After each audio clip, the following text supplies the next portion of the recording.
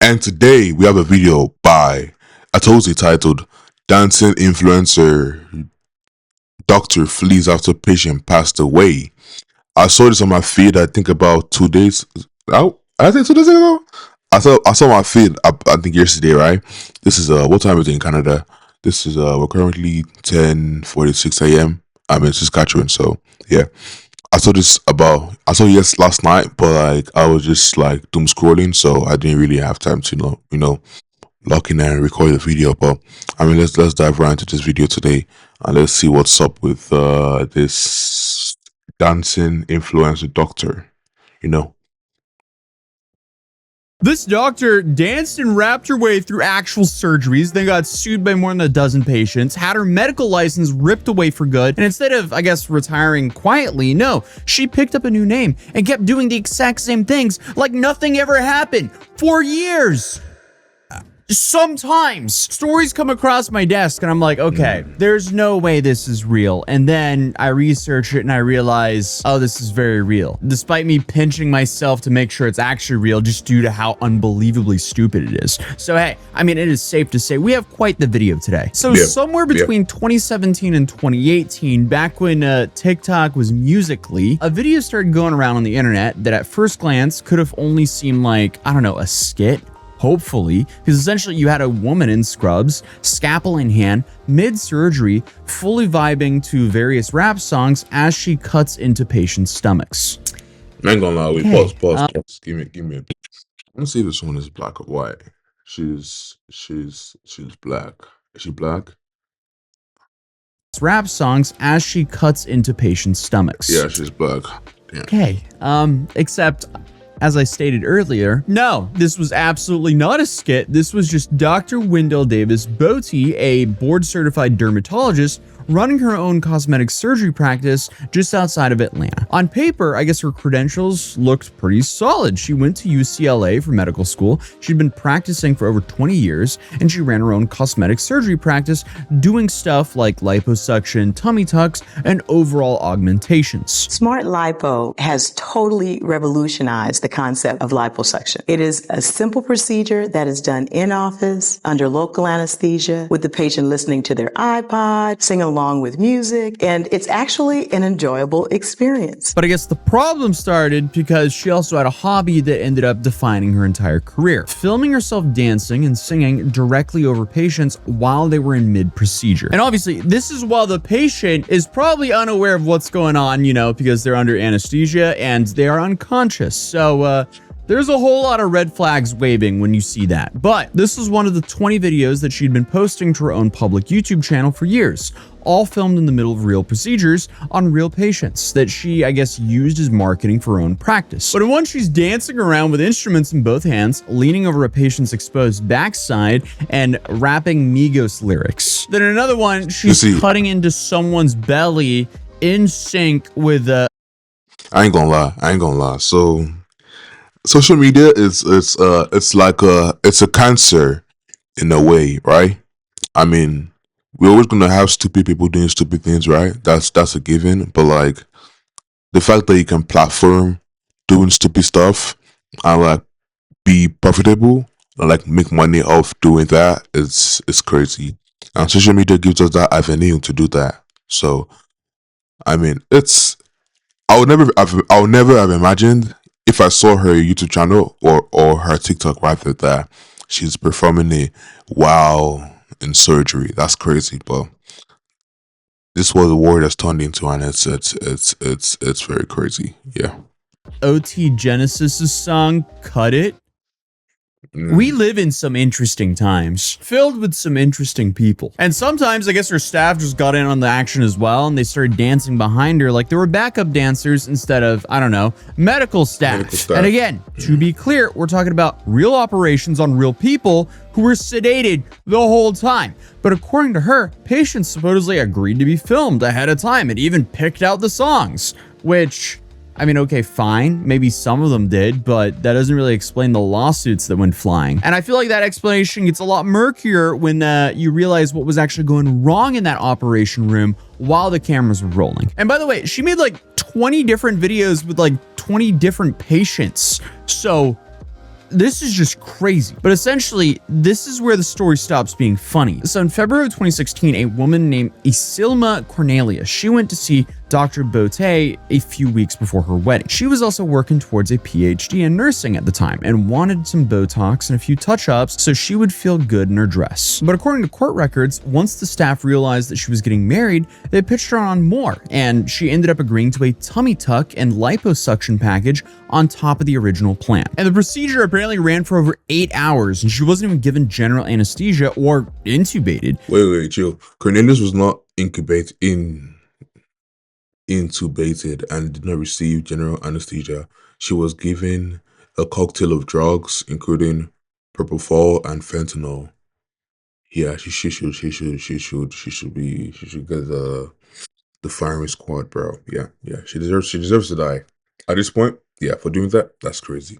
She just got a That's mix of crazy. medicine. That's And there was crazy. allegedly no proper monitoring equipment being used to track her oxygen levels during all of this. And near the end, when Bote was still stitching up the incision, and Silma's heart just stopped. So staff called 911, but by the time paramedics got there, she was, in her attorney's word, essentially gone. And unfortunately, even though they got her breathing again, the damage was already done. She survived, but she came out of it with permanent brain damage and needed a feeding tube and full-time care for the rest of her life. Her son, who was 26 at the time, became her caretaker, and he did that job every single day for 7 years until she passed away from complications related to this injury. So once the Silma's case became public, more patients started coming forward, and by mid-2018, report had counted at least 7 active malpractice lawsuits against Bote, with several more already settled. Like, you had 2 sisters, Christine Dolly and Mitzi McFarlane. They said they went in for something called smart lipo, a laser-based fat removal method, and instead came out having undergone regular liposuction, which left them both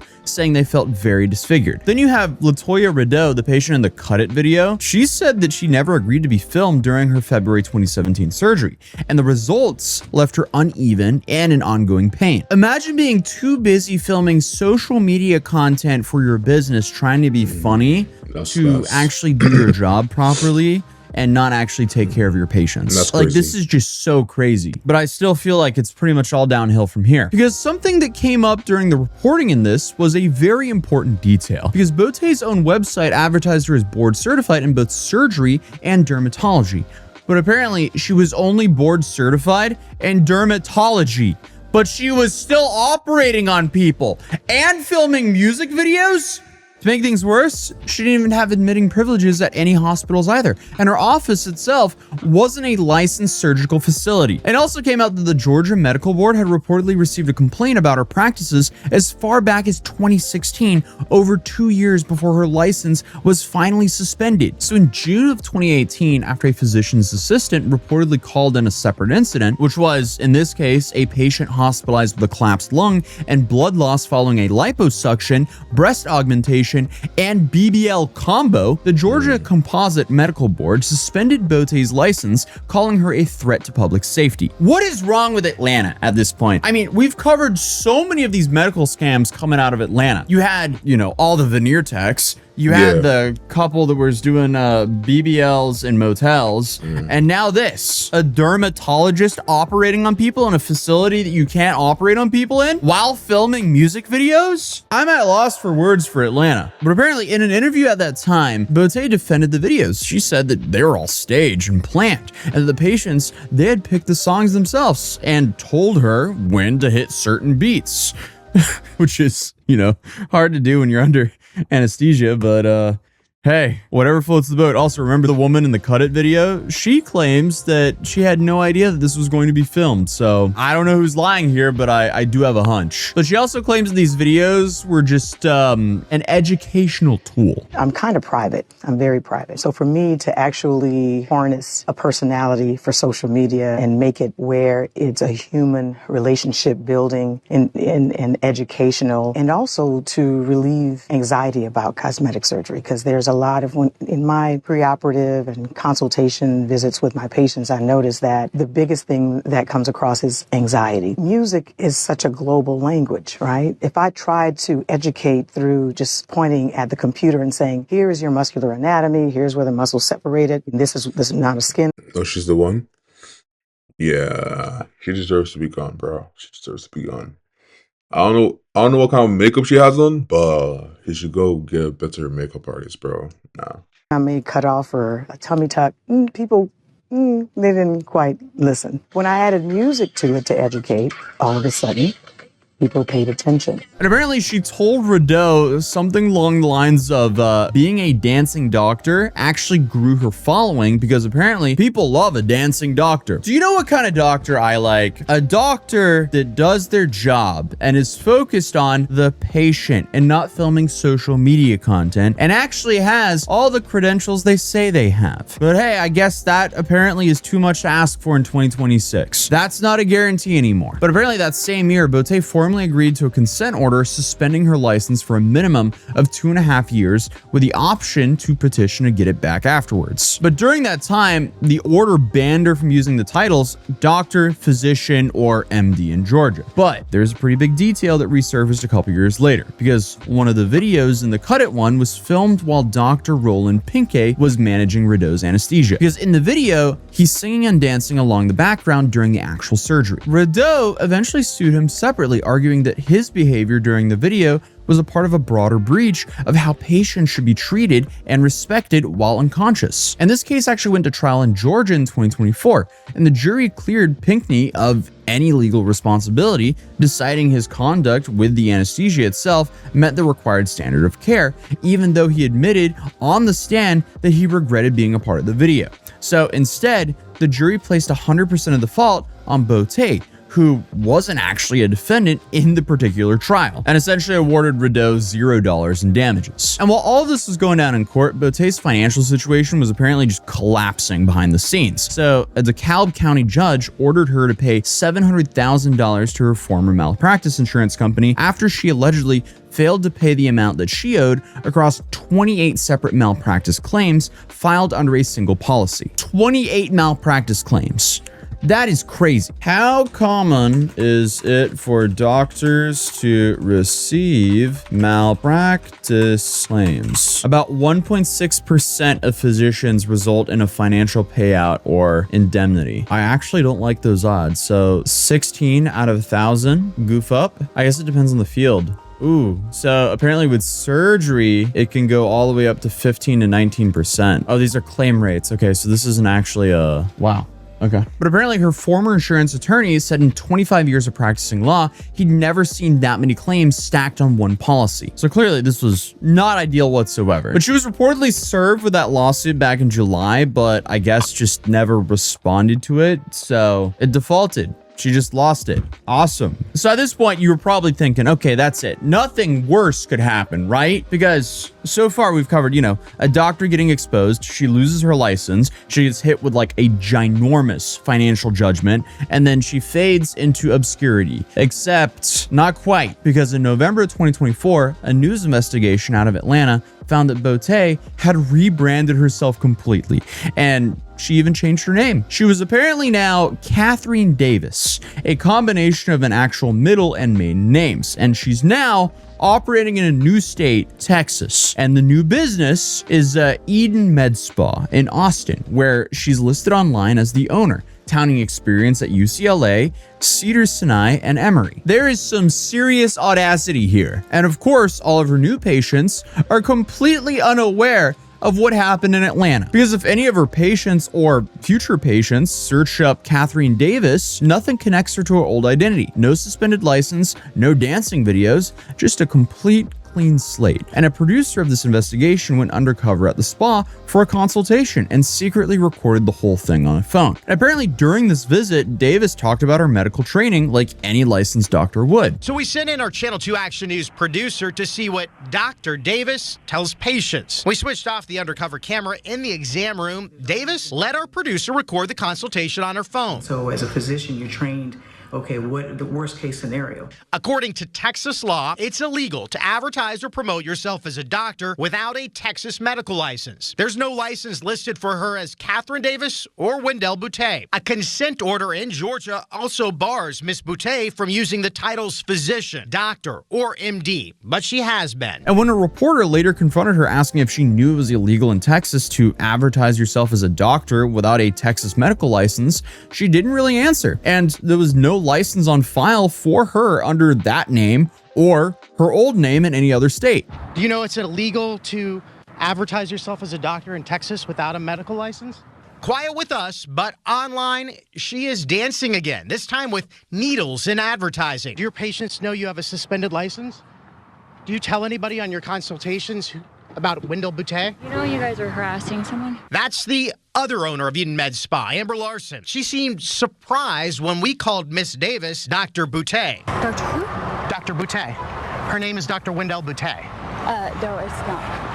Yes, it actually is. So once that newer story ran, things started moving pretty fast. The Spa Zone website started actively scrubbing every reference to Davis as, I guess, owner or doctor. And they were doing this live while the reporters kept refreshing the page and watching the changes happen in real time. And the business itself sent patients an email saying that Davis was dealing with difficulties outside of Eden and wasn't currently doing procedures there anymore. And apparently, by law in Texas, a licensed physician needs to be one of the owners of any medical spa, and reporters couldn't even find an active business license for Eden Med Spa itself on top of everything else. So the whole thing eventually got reported to the Texas Medical Board and Secretary of the state's office. However, though, even after all of this became public, it took a while for existing patients to actually connect the dots here. So in one story that happened in September of last year, a woman named Takeem, who had gone to Davis for a facial thread lift procedure, she said the appointment went wrong almost immediately. Because according to her, Davis reacted to something going wrong mid-procedure by yelling out in shock, which understandably freaked her out. Chill. Let me see. She was like, "Oh shit." that's words. That's what her exact words were, which freaked me out because I was like, oh my god, what happened? Yeah, I would be freaked out too. Going wrong mid-procedure by sure. yelling out in shock, which understandably freaked her out even more, because, she's sitting there in the chair, which is, again, more proof that, hey, maybe you should have a license to be doing this. Maybe you shouldn't be doing any surgeries as a dermatologist. I don't know, maybe you shouldn't be so soulless and still practice on people when you have no business doing so. I don't know, though. Just like, imagine going in for plastic surgery and your surgeon starts throwing a temper tantrum mid-surgery. That is crazy. I have no idea how anyone should feel during that situation. But Takeem, she says that she was left with jaw problems and visible scarring and ended up spending over $7,000 trying to get it corrected. Ooh. But the worst part here is she went back to Davis for the fixes because she still didn't know who she actually was. Oh, people like this deserve to just get put under a jail. But Boutte responded to that specific report by saying the reporter should go pull the actual medical records if they wanted the full story. But I guess by that point, Eden Med Spa itself had apparently gone under entirely. So according to former customers who'd said they found a notice on the door about unpaid rent, so I guess the whole location just shut down for good. How are you scamming all these people and you still can't afford your rent? This just doesn't make sense. I don't know, I'm just like shocked that she essentially got chased out of a whole city and state because of her medical malpractice, and then she just sets up shop in a different state with a new name. But at the time of this video, she doesn't appear to have an active medical license under either name in either state, at least anything that I can find publicly. But hey, considering she's already changed her name once before, I wouldn't be surprised if she has a new name now and she's back to practicing. And the craziest part to this story is there's no real ending here, because despite the media attention and the complaints filed with both the Texas Medical Board and the Secretary of the state's office, there's no public record of any final action behind that. So as far as I can verify, it just gets cold from there. So she was exposed, the spa appears to have shut down, and after that, the story is just unresolved. So right now, we've reopened the case slightly, so if there is any update to Catherine Davis or Wendell Boutte, we'll cover it. Because again, like the people in Georgia said, she is literally a risk to the public. But hey, if you're new here, feel free to subscribe and drop a like if you enjoyed this video, and I'll see you guys. Yeah, shout out to Otozi. That was a good ass video, and hopefully she gets arrested, because I don't know why the hell she was operating on those people and recording videos like that. But then still, like and subscribe. Do comment down below what you feel about this video, and let's see what we have next on the menu today.